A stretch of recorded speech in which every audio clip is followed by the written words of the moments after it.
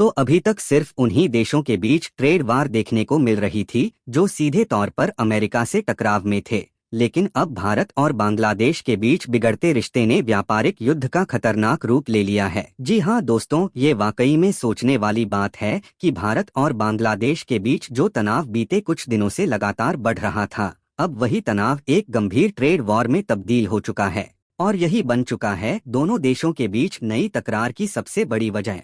क्योंकि ट्रकों को रोका जा रहा है, पोर्ट्स को सील किया जा रहा है और अब तो धागे की सप्लाई पर भी रोक लगा दी गई है। तो चलिए इस पूरी डेवलपमेंट को एक एक करके समझते हैं, लेकिन उससे पहले वीडियो को लाइक कर दीजिए और चैनल को सब्सक्राइब करना बिल्कुल मत भूलिए, क्योंकि ये आपके लिए बस 1 सेकंड का काम है, लेकिन इससे हमें बहुत बड़ी मोटिवेशन मिलती है। अब देखें, मौजूदा हालात जैसे भी हों, भारत और बांग्लादेश के बीच दोस्ताना रिश्ते और व्यापार का एक लंबा इतिहास रहा है। 2023 और 2024 के बीच दोनों देशों का कुल व्यापार लगभग 12.2 अरब डॉलर तक पहुंच गया था, जिसमें भारत बांग्लादेश का सबसे बड़ा व्यापारिक साझेदार बनकर उभरा। भारत से बांग्लादेश को कपड़ा, धागा और खाने पीने का सामान बड़े पैमाने पर भेजा जाता है, वहीं बांग्लादेश से भारत को रेडीमेड कपड़े और जूट आता है। लेकिन अब मामला एक नए मोड़ पर आ गया है। कुछ दिनों पहले भारत सरकार ने बड़ा कदम उठाते हुए बांग्लादेश के लिए ट्रांसशिपमेंट सुविधा को बंद कर दिया। इस फैसिलिटी के जरिए बांग्लादेश भारत के पोर्ट्स और एयरपोर्ट्स का इस्तेमाल करके अपना माल नेपाल, भूटान, म्यांमार, अमेरिका और यूरोप तक भेजता था। इसका फायदा ये था कि एक्सपोर्ट सस्ता और फास्ट हो जाता था। लेकिन भारत ने 8 अप्रैल 2025 से ये सुविधा बंद कर दी। वजह बताई गई कि दिल्ली और कोलकाता जैसे इंडियन पोर्ट्स पर भीड़ बहुत बढ़ रही थी, जिससे हमारे एक्सपोर्टर्स को दिक्कत हो रही थी। हालांकि ऑफिशियली वजह कुछ और बताई गई, लेकिन असल में वजह थी बांग्लादेश की कुछ हरकतें जो भारत को रास नहीं आईं, और यही कारण बना इस फैसले का। ये बांग्लादेश के लिए किसी बड़े झटके से कम नहीं था, क्योंकि उनका गारमेंट एक्सपोर्ट, जो कि चीन के बाद दुनिया में सबसे बड़ा है, वो इसी फैसिलिटी पर बहुत हद तक निर्भर करता था। अब जवाब में बांग्लादेश ने भी पलटवार किया। बांग्लादेश की कार्यवाहक सरकार ने 2 बड़े फैसले लिए। पहला, 3 ज़मीनी बॉर्डर को पूरी तरह बंद कर दिया गया और एक को सस्पेंड कर दिया गया। सरकार का तर्क था कि सुविधाएं नहीं हैं,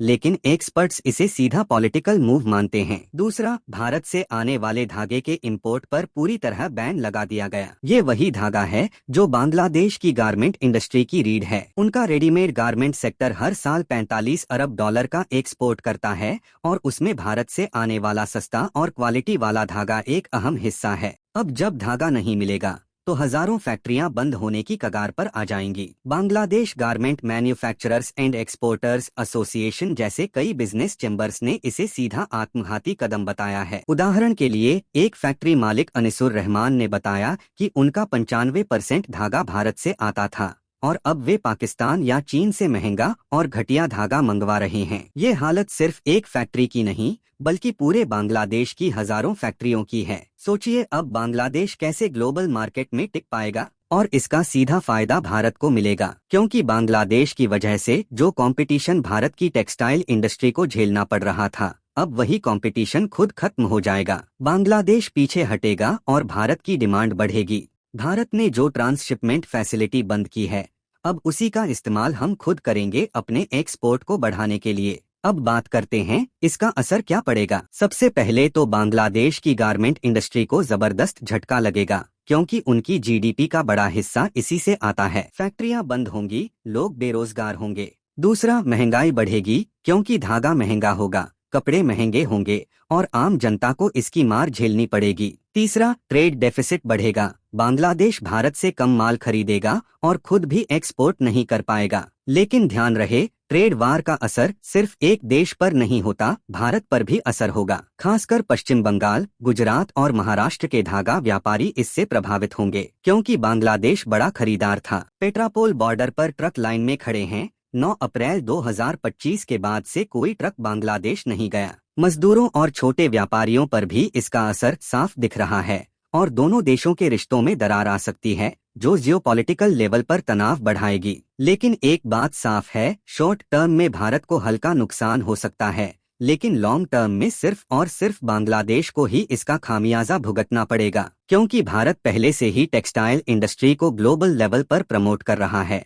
और एक्सपोर्ट्स में इजाफा हो रहा है। अब जो धागा पहले बांग्लादेश जाता था वही अब इंडियन मैन्युफैक्चरर्स खुद इस्तेमाल करेंगे और भारत अपने गारमेंट प्रोडक्शन को ग्लोबली एक्सपेंड करेगा। ट्रांसशिपमेंट फैसिलिटी जो बांग्लादेश के लिए बंद हुई है, अब हम खुद के एयरपोर्ट और पोर्ट्स से अपने सामान को दुनिया भर में भेजेंगे। और सबसे बड़ा उदाहरण देख लीजिए, जब चीन और अमेरिका के बीच ट्रेड वार चला तो चीन की फैक्ट्रियां बंद हो गईं, माल गोदामों में सड़ने लगा और आखिरकार चीन को झुकना पड़ा। वैसे ही बांग्लादेश भी झुकेगा, ये तय है। अब आप बताइए, भारत और बांग्लादेश के बीच इस ट्रेड वार पर आपकी क्या राय है? कमेंट में जरूर बताइए। वीडियो को लाइक कीजिए और अपने दोस्तों तक शेयर करना मत भूलिए। इसी तरह की और धांसू अपडेट्स के लिए चैनल को सब्सक्राइब करके बेल आइकन जरूर दबाइए। जय माता की, जय श्री राम।